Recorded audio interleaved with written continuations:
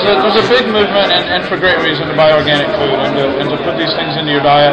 But on the same side, I'm passionate about organic food, but I'm also very passionate about local food. And I've always told people I buy local before I buy organic. And there's a ton of reasons for that. I mean, obviously, buying local. I mean, buying from someone and supporting my neighbor is going to be better off than supporting some guy that I don't know or supporting some big, huge farmer.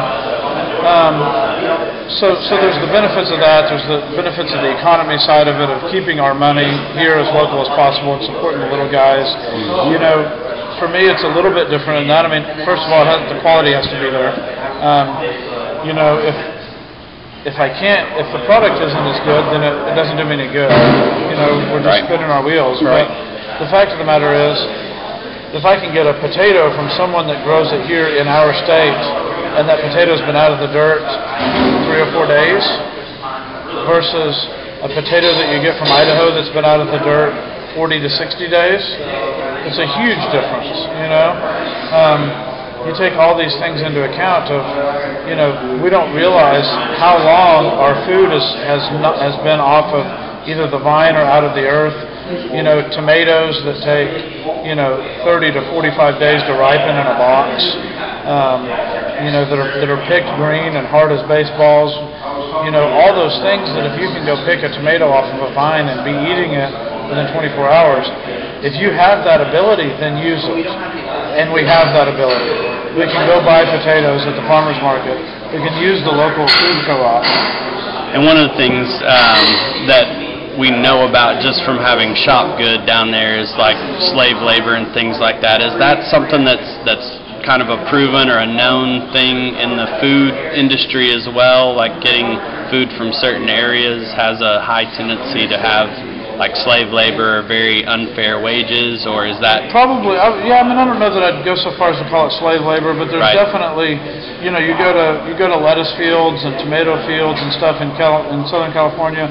There's going to be a lot of immigrant workers, and how legitimate their business practices are, who knows? I can't venture to say.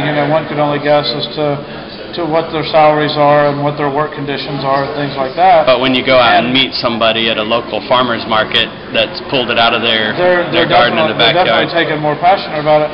And what I was going to say is I think that their business practices are evident in the fact that when we have food scares, when we have a salmonella case in our spinach and we have problems with green onions and we have people dying from eating food that we're trusting that someone is making sure is okay for us to eat, people are dying from that or getting very, very ill, and that becomes a problem, and I have a huge problem with that. Yeah. You don't ever hear about some salmonella outbreak from some guy in Weatherford growing onions. Right. It's not going to happen. So, that's a huge deal. Yeah. I can't venture to say myself that they're enslaving people, but I can only venture to guess what kind of conditions they're under. The next kind of loose question was just one of what's one thing that you'd like people to know that maybe they don't know, and we kind of talked a little bit about the trends and how the big boys get in on all the trends when they decide that it's time to make a lot of money. Yeah. Talk a little bit about Walmart and not to pick on them, or let's just keep it generic. Talk about some big chain restaurant. Because they all follow suit. Yeah. When you have you have these small producers, and you have small, whether they're individually owned or even if they're corporate, we have smaller chains and smaller stores that catch on and get into a trend early, i.e. organic or i.e. fat-free or Atkins or low carb or any of that stuff, any of those trends, those food trends that seem to come around every so often and have, we've seen several in the last 20 years where they just get huge.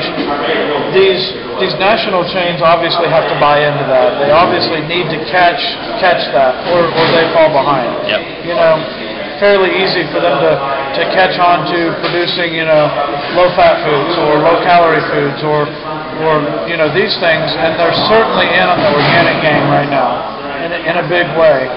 And basically what that boils down to, and this is nothing new, it's not me proclaiming this, but this is how they do it. I mean, it's talked about in movies. Walmart decides what they stock their shelves with based on what you buy.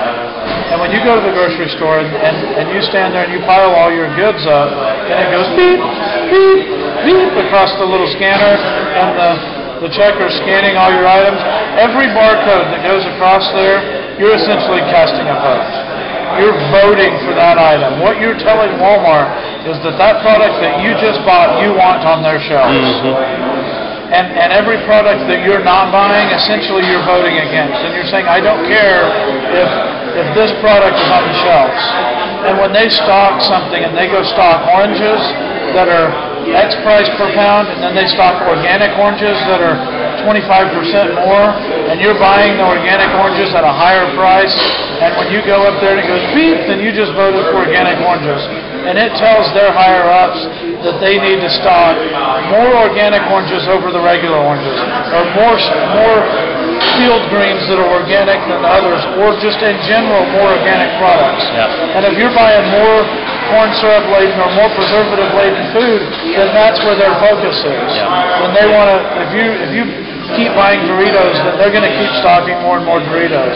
But if you cast a vote and say, we want organic food and we want this, there's people that are generating reports based on your votes, and that's how they're generating the face of what you see when you go into their stores.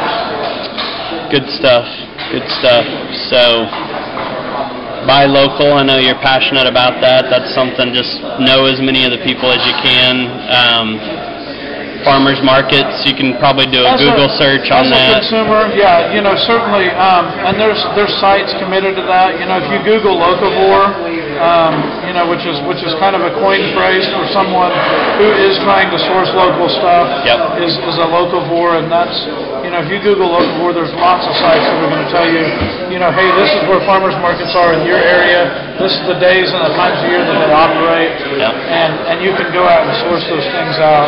And you've been involved with a co-op or two or maybe more. There's really one main food co-op here that I've been involved with. I'm fortunate to get to know them. They're amazing people. And they contract with people all over the state. The food comes into a central hub and then it gets distributed back out across the state. And there's a website, I know. It's oklahomafood.coop.